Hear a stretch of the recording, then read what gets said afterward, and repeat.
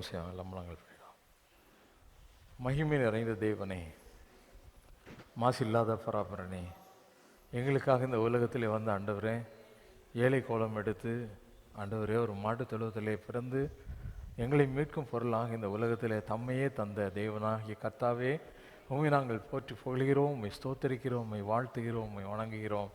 தேவாதி தேவனுடைய பாதத்தில் ஆண்டவரே நாங்கள் கூடி வந்து உங்களுடைய பிறப்பை நினைத்து நாங்கள் கொண்டாட மகிழ ஆண்டவரே எங்களுக்கு கொடுத்த நல்ல தருணத்திற்காய், ஜீவனுக்காய், சுகத்திற்காய், பலத்திற்காய் உமக்கு நன்றி செலுத்துகிறோம். தேவன் எங்கள் மத்தியில் எழுந்தருளுவீராக. எங்கள் மத்தியில் நீங்கள் வாங்க, மகிமையெல்லாம் நீங்கள் ஏற்றுக்கொள்ளும்படியாய் ஆண்டவரே எங்களுடைய துதிகள், ஸ்தோத்திரங்கள் எல்லாவற்றையும் நீங்கள் அங்கீகரிக்கும்படியாக எங்கள் மத்தியில் வரும்படியாக செபிக்கிறோம். சிங்காசனத்தின் அதிபதியாக எங்கள் மத்தியில் வீட்டிலிருந்து சகல காரியத்தையும் ஆவியானவர் நடத்தும்படியாக செபிக்கிறோம். இயேசுவின் நாமத்தில் செபிக்கிறேன் பிதாவே, ஆமென். உட்காரும். உன்னத பாடல்கள் 1800வது பாடல். உலகில் வந்தார் தேவசுதன், வையம் போற்றும் வல்லபரன் என்று.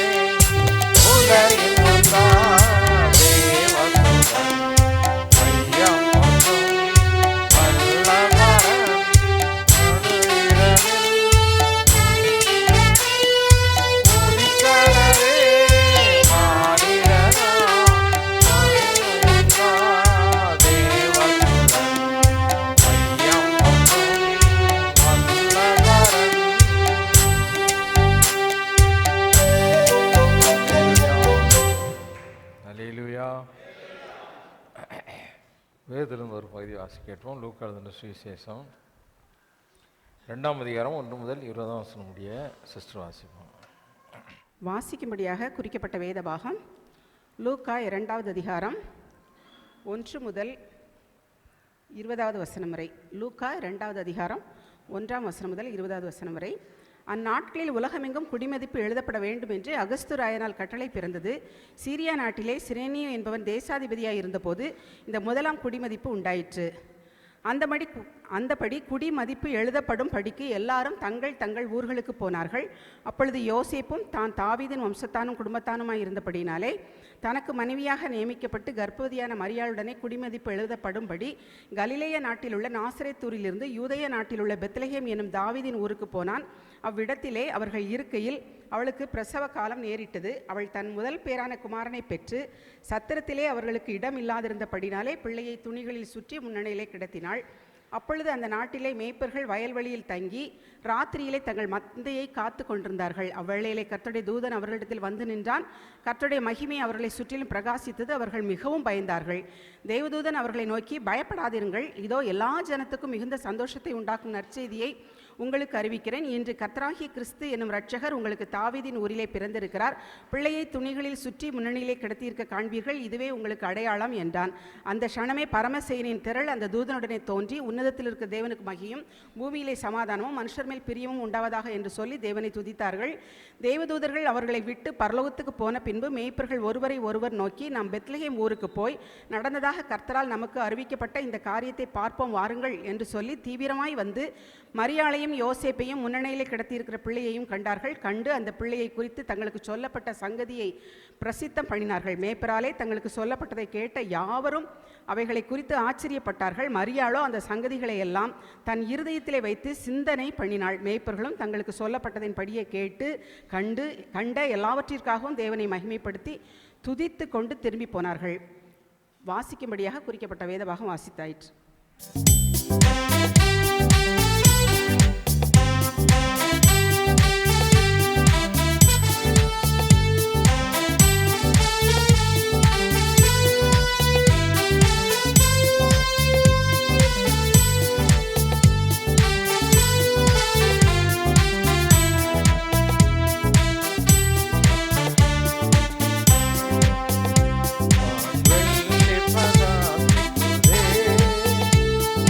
உலகில்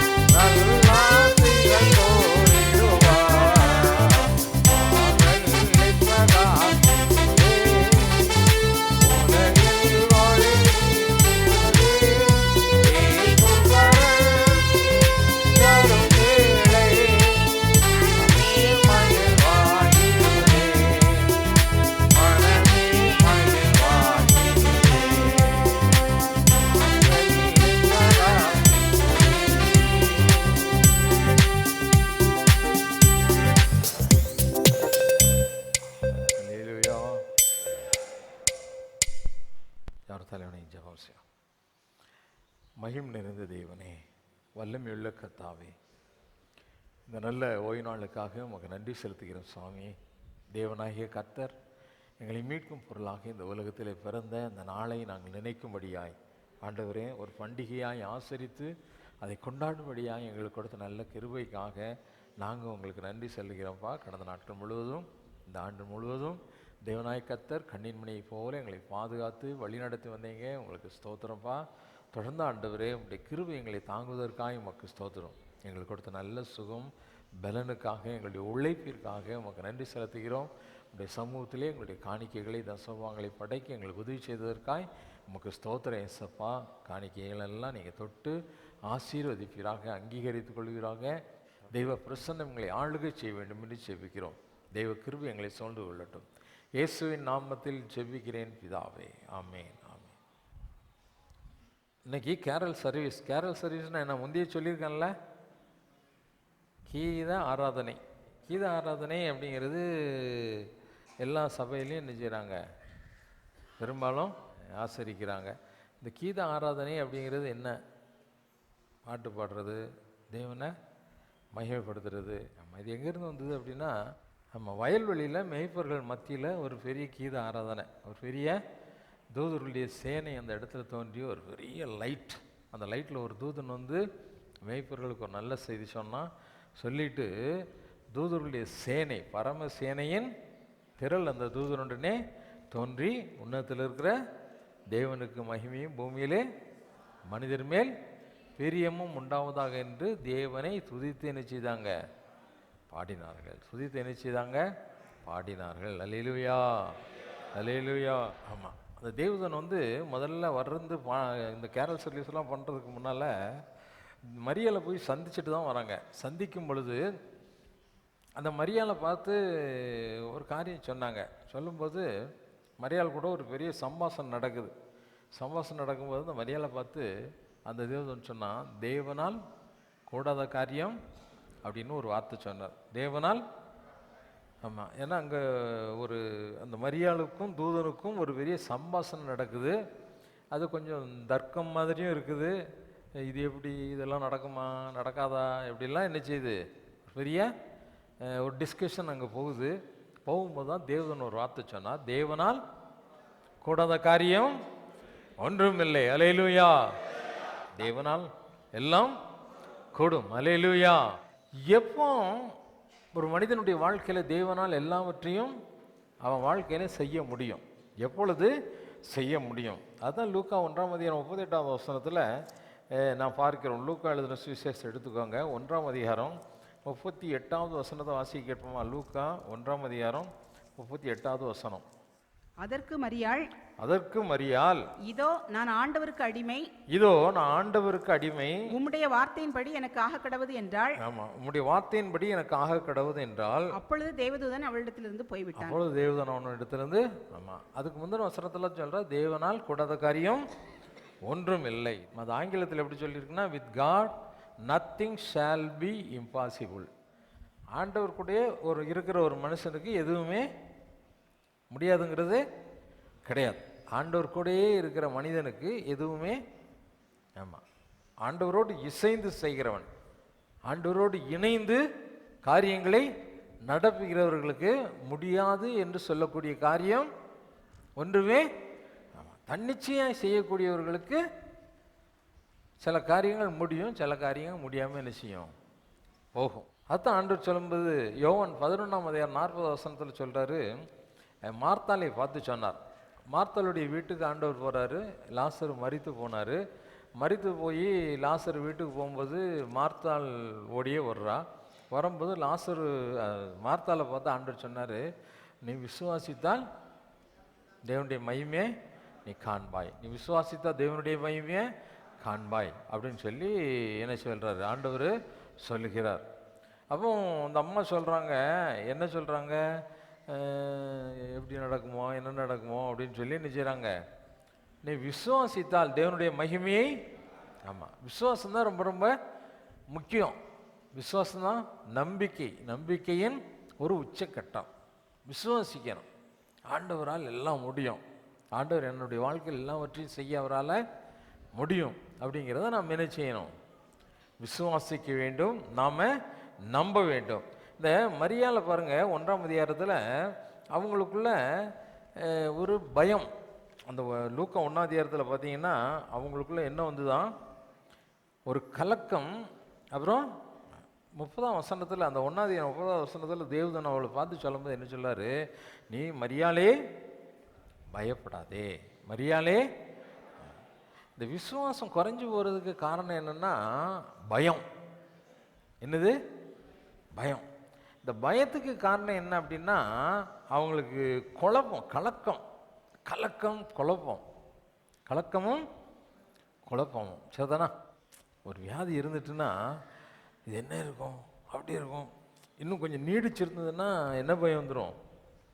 ஒருவேளை கேன்சராக இருக்குமோ, இது இங்கெல்லாம் பரவி இருக்குமோ, அங்கெல்லாம் பரவி இருக்குமோ, இப்படி. அதாவது வியாதி மட்டும் இல்லை, பணம், பொருளாதாரம், வேலை, எல்லாவற்றிலும் பயம். மனுஷனுடைய வாழ்க்கையில் ரொம்ப பேசிக்காக இருக்கக்கூடியது என்னது? கடனை அடைக்க முடியுமா, இந்த வீடை கட்டி முடிக்க முடியுமா, என் பிள்ளைக்கு கல்யாணத்தை முடிக்க முடியுமா, படித்து முடித்தா எனக்கு இதுக்கு ஏற்ற வேலை கிடைக்குமா, இப்படிங்கிற ஒரு பயம் உள்ளத்தின் ஆழத்தில் எல்லாருக்குமே என்ன செய்யுது? இருக்குதா இல்லையா? கல்யாணம் முடிச்சாச்சுன்னா ஐயோ 1 வருஷம் ஆச்சுதா, குழந்தை பிறக்குமா பிறக்காதா? 1 வருஷத்துலேயே என்ன பயம் வந்துடுது? பயத்தை லிஸ்ட்டு போட்டால் ஏகப்பட்ட லிஸ்ட்டு நின்றுக்கிட்டே என்ன செய்யும்? போகும். ஆனால் இந்த பயம் இருந்ததுன்னா ஒரு மனுஷனுக்குள்ளே என்ன வராது? விசுவாசம் வராது. இந்த பயத்துக்கு காரணம் என்ன அப்படின்னா ஒரு கலக்கம். அந்த வசனத்தை நீங்கள் வீட்டில் போய் நீங்கள் வாசித்து பாருங்கள்.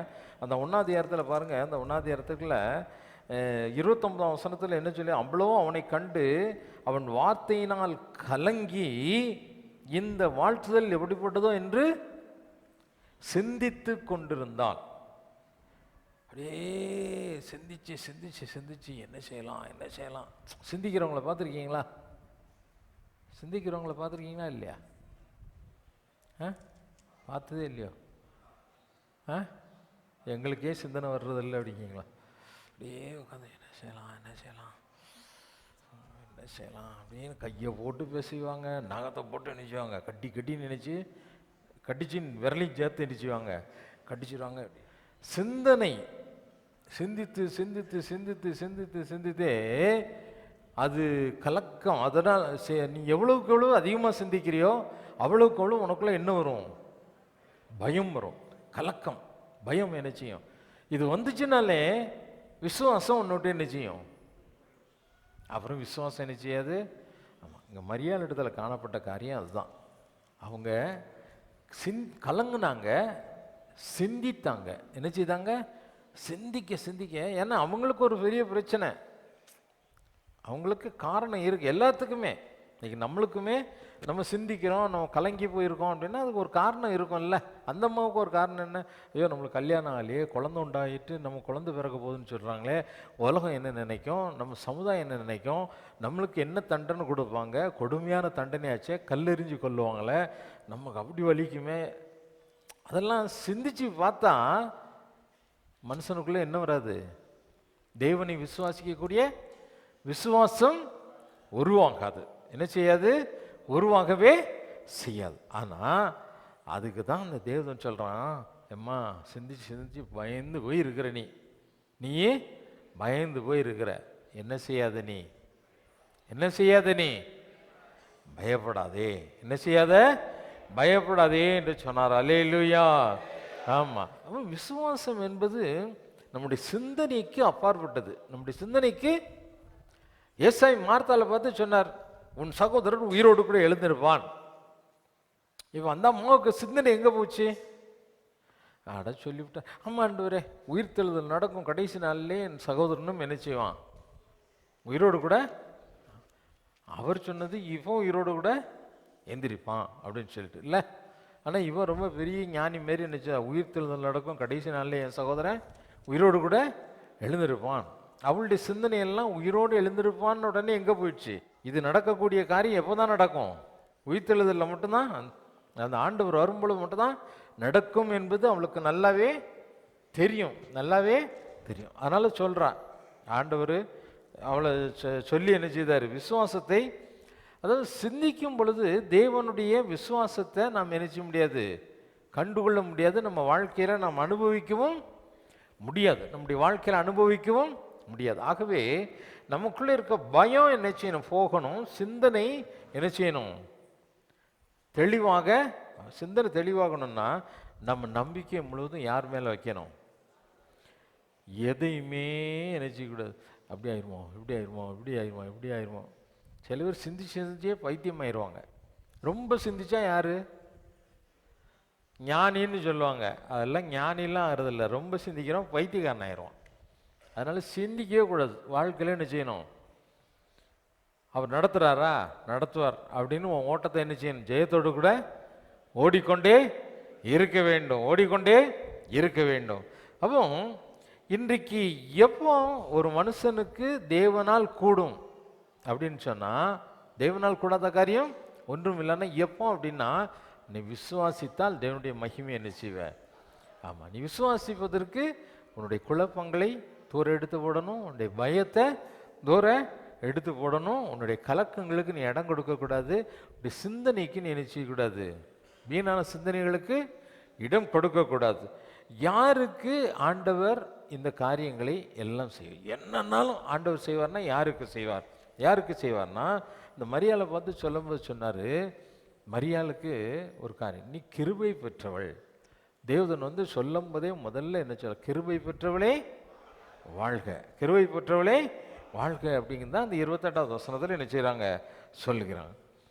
நாம் யாக்கோபு புஸ்தகத்தில் நம்மளுக்கு நல்லா தெரியும் ஆண்டவர் யாரை நேசிக்கிறார், யாரோடு கூட இருப்பார், யாருக்கு நண்பனாக இருப்பார், அவருடைய ஃப்ரெண்ட்ஷிப் யாரோடு கூட இருக்கும் அப்படின்னா, தாழ்மையுள்ளவர்களுக்கு அவர் என்ன செய்கிறாராம், கிருபை அளிக்கிறார், பெருமையுள்ளவர்களுக்கு அவர் எதிரான தேவன், அப்படிதானே, எதிர்த்து நிற்கிறார். அல்லேலூயா.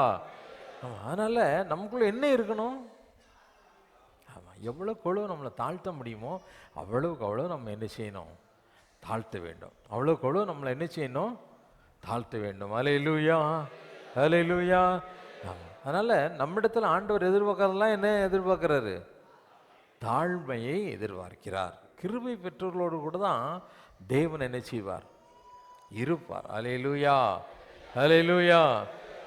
உனக்கு தேவன் கிருபையை கொடுத்தாரானால், அந்த மரியாதை பார்த்து சொல்லும்போது, கர்த்தர் உன்னோடு கூட, அந்த வசனத்தில் 28வது வசனம், லூக்கா எழுதின சுவிசேஷம் 1ஆம் அதிகாரம் 28வது வசனத்தை வாசி கேட்போமா. லூக்கா எழுதின சுவிசேஷம் 1ஆம் அதிகாரம் 28வது வசனம். அவள் இருந்த வீட்டில் தேவதூதன் பிரவேசித்து, பெற்றவளே வாழ்க, கிருபை பெற்றவளே வாழ்க, கர்த்தர் உன்னுடனே இருக்கிறார், கர்த்தர் உன்னுடனே இருக்கிறார், ஸ்திரீகளுக்குள்ளே நீ ஆசீர்வதிக்கப்பட்டவள். ஆமாம், ஸ்திரீகளுக்குள்ளே நீ ஆசீர்வதிக்கப்பட்டவள். ஸ்திரீகளுக்குள்ளே அந்த அம்மா ஆசீர்வதிக்கப்பட்டவங்களா இருந்தா, ஜனங்களுக்குள்ளே நாம ஆசீர்வதிக்கப்பட்டவங்களா இருக்கணுமா வேண்டாமா, இருக்கணுமா வேண்டாமா. சாபம் பிடிச்சவன் அவன் வீடே விளங்காது எப்படின்னு நம்மளை பார்த்து யாராவது சொல்லலாமா, சொல்லலாமா. நல்ல யோசித்து பாருங்க, நம்ம எப்படி இருக்கணும், ஸ்திரீகளுக்குள்ளே ஆசீர்வதிக்கப்பட்டவர்கள்னு அவள் சொன்ன மாதிரி, அப்போ ஜனங்களுக்குள்ளே இவங்க ஆசீர்வதிக்கப்பட்டவர்கள். அல்லேலூயா, அல்லேலூயா. ஜனங்களுக்குள் இவர்கள் சந்ததி சந்ததியாய் ஆசீர்வதிக்கப்பட்டவர்களாய் இருக்கிறார்கள், சந்ததி சந்ததியாய் ஆசீர்வதிக்கப்பட்டவர்களாய் இருக்கிறார்கள் அப்படின்னு மற்றவங்க என்ன செய்யணும், சொல்லணும். மற்றவங்க என்ன செய்யணும், சில ஊர்களுக்கு போய் பார்த்தீங்கன்னா, நம்ம ஊர்லேயே கூட பார்த்தீங்கன்னா நல்ல பெரிய பெரிய வீடுகள் இருக்கும். அந்த வீடில் பார்த்தீங்கன்னா எல்லாம் பாலடைஞ்சி, செடி முளைச்சி, மரம் முளைச்சி, பாலடைஞ்சி போய் இருக்கும். என்னென்னு கேட்டால், ஒரு காலத்தில் இங்கே இருந்தவங்க எப்படி இருந்தாங்க தெரியுமா, ஐயோ ஜமீன்தார் மாதிரி இருந்தாங்கங்க. அந்த வீட்டு பிள்ளைகளெல்லாம் பார்த்தா அப்படியே ராஜா வீட்டு பிள்ளைங்க மாதிரி இருக்கும். இன்றைக்கி அவங்களாம் இருக்க இடமே தெரிலங்க. அவங்கெல்லாம் சாப்பாட்டுக்கு கூட கஷ்டப்படுறாங்க, அவங்கெல்லாம் ஊரை விட்டே போயிட்டாங்கங்க அப்படின்னு சொல்லி நிச்சயவாங்க சொல்லுவாங்க. ஏன், அது அவங்களுக்கு வந்த ஒரு சாபம். சாபத்தினால அந்த குடும்பம் ஒரு தலைமுறைக்கு மேலே நிச்சய முடியல, அங்கே செழிப்பாக இல்லை, செழிப்பாக இருக்கிறத நிச்சய முடியல, பார்க்க முடியலை, செழிப்பாக இருக்கிறத பார்க்க முடியல. இன்றைக்கு நீயும் நானும் மற்றவங்க கிட்ட மத்தியில் எப்படி விளங்கணும், எப்படி விளங்கணும்? மற்றவங்க நம்மளை பார்த்து ஸ்திரீகளுக்குள் ஆசீர்வதிக்கப்பட்டவங்க, இந்த ஜனங்கள் இந்த ஊரில் ஆசீர்வதிக்கப்பட்டவர்கள். இந்த மரியாளுக்கு சொன்ன அந்த வார்த்தையை நமக்கு என்ன செய்யணும்? வரணும். அப்படின்னு சொன்னால் நாம் கிருபை பெற்றவர்களாய் தேவனிடத்தில் கிருபை பெற வேண்டுமானால் நம்மிடத்தில் தேவனுக்கு முன்னதாக நம்மை தாழ்த்தக்கூடிய தாழ்மை இருக்க வேண்டும். அந்த கிருபை பெற்றவர்களோடு கூட தான் தேவன் வாசம் பண்ண விரும்புவார். தேவன் வாசம் பண்ண விரும்புவார். ஆமாம், கர்த்தர் தாழ்மையுள்ளவர்களிடத்தில் தான் என்ன செய்கிறாரு? வாசம் பண்ண. ஆமாம், தாழ்மையுள்ளவர்களோடு கூட இருப்பார். அவர் எதிர்த்து நிற்கிறவர், பெருமையுள்ளவர்களுக்கு ஏற்று நிற்கிறவர். ஹல்லேலூயா. ஆகவே இன்றைக்கு நம்முடைய வாழ்க்கையில் மார்த்தாளுடைய அங்கலாய்ப்பு, மார்த்தாள் என்ன சொல்கிறா? ஆண்டவரை சந்தித்த உடனே, ஆண்டவரே நீங்கள் இங்கே இருந்தீங்கன்னா என் சகோதரன் செத்திருக்க மாட்டானே. இல்லை, நீர் இங்கே இருந்தீரானால், நீங்கள் இங்கே இருந்தால் எனக்கு இப்படி நடந்திருக்குமா? இன்னைக்கு ஆண்டவரே உங்கூட இல்லை, ஆண்டவருக்கு நீ இடம் கொடுக்கலை, உங்கூட இல்லாதபடி அவரிடத்துல எந்த ஒரு காரியத்தை நீ எதிர்பார்க்க முடியும்? யோசித்து பார். ஆகவே இன்றைக்கு ஆண்டுடைய சமூகத்தில் ஆண்டவர் நம்மகிட்ட சொல்லுங்க. மத்திய 19ஆம் அதிகாரத்தில் ஒரு பெரிய பணக்காரன் அப்படியே நினச்சிட்டான், ஆண்டவர் விட்டு ஓடனான். ஓடும்போது சீசர்களை பார்த்து சீசர்கள் கேட்குறாங்க, ஐயோ இது எப்படி நடக்கும்? இப்படிப்பட்ட மாற்றம் மனிதர்களுக்குள்ள எப்போ உண்டாம்? இது மனுஷனால், ஆனால் தேவனால் எல்லாம் கூடும். தேவனால் கூடாதது ஒன்றுமே இல்லை. ஹல்லேலூயா. இன்றைக்கு நாம ஆண்டவருடைய சமூகத்தில், ஆண்டவரே சகலவற்றையும் செய்ய வல்லவர் நீர். ஆகிய உம்முடைய சமூகத்தில் எங்களை அர்ப்பணிக்கிறோம். இந்த நாளிலே நடக்கக்கூடிய இந்த ஆராதனையில் உங்களை நாங்கள் மகிமைப்படுத்தணும், உங்களை மகிமைப்படுத்த வந்திருக்கிறோம். எல்லாம் கண்ணு மூடுவோமா? எல்லாம் முழங்கால் படிட்டு ஆண்டவருடைய சமூகத்தில் தேவனை மகிமைப்படுத்த முன்பதாக நம்மை அவருடைய சமூகத்தில் தாழ்த்துவோம். தேவன் நம்மை ஆசீர்வதிக்க வல்லவராயிருக்கிறார். நம்முடைய வாழ்க்கையின் சகல காரியங்களையும் செய்ய அவரால் கூடும். அல்லேலூயா. தேவனால் கூடாத காரியம் ஒன்றுமே கிடையாது என்று மரியாளை பார்த்து தேவதூதன் சொன்னார். இன்னைக்கு நாம் கிருபை பெற்றவர்களா? இயேசு நம்மோடு கூட இருக்கிறாரா? அல்லது நமக்குள்ள பயம் கலக்கங்கள் வந்து நம்முடைய விசுவாசத்தை நம்மை விட்டு அப்புறப்படுத்தி கொண்டு இருக்கிறதா? நம்முடைய விசுவாசம் அசைக்கப்படுகிறதா? ஆண்டவருடைய சமூகத்தை நம்மை தாழ்த்தும். ஆண்டவரே உமக்கென்று வாழக்கூடிய ஒரு வைராக்கியத்தை எங்களுக்கு தாங்க. உம்முடையவர்களாய் ஜீவிக்கணும். உம்மால் சகலவற்றையும் நாங்கள் பெற்று இருக்கிறோம், இன்னும் வரப்போகிறோம். ஆண்டவரே உம்மால் கூடாத காரியம் ஒன்றுமே கிடையாதுப்பா. சகலவற்றையும் செய்ய உம்மால் கூடும், சகலவற்றையும் செய்ய உம்மால் கூடும். ஆண்டவரை பார்த்து சொல்லும். பரிசுத்த தகப்பனே, இந்த நாளிலே நீங்க எங்க கூட பேசி இருக்கிறீங்க. எங்களை ஆசீர்வதிக்கிற தெய்வன் நீங்கப்பா. வல்லமையுள்ள கர்த்தாவே, மகிமையுள்ள உங்களுடைய சமூகத்தில் எங்களை தாழ்த்துகிறோம். தேவனாகிய கர்த்தருடைய நாமத்தை மகிமைப்படுத்த நாங்கள் குடும்பமாய், வாலிபர்களாய், சிறு குழந்தைகளாய் காத்திருக்கிறோம். உங்கள் நாம மட்டும் மகிமைப்படுவதாக. உம்முடைய கரமும் உம்முடைய பிரசன்னம் இருந்து எங்களை வழி நடத்தட்டும். இயேசுவின் நாமத்தில் ஜெபிக்கிறேன் பிதாவே, ஆமென். நம்முடைய கர்த்தராகிய இயேசு கிறிஸ்துவின் கிருபையும் பிதாவாகிய தேவனுடைய அன்பும் பரிசுத்த ஆவியினுடைய அந்யோன்ய ஐக்கியமும் இன்றும் என்றும் சதா காலங்களிலும் நம் அனைவரோடு கூட இருப்பதாக. ஆமென். தேவன் வாதத்தோடு அடியாரை அனுப்பும் வார்த்தை என்னும் நாமத்தாலே போஷித்து வளர்த்தியும் இப்போதும் மை தேடி வந்து மனதார போற்றினோம்.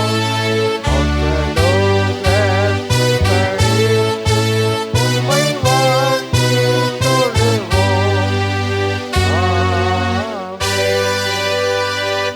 ஆத்துமாவே கர்த்தரை ஸ்தோத்திரி, என் உள்ளவருடைய பரிசுத்த நாமத்தை ஸ்தோத்திரி. என் ஆத்துமாவே கர்த்தரை ஸ்தோத்திரி, கர்த்தர் செய்த சகல உபகாரங்களையும் மறவாதே. ஆமென், ஆமென்.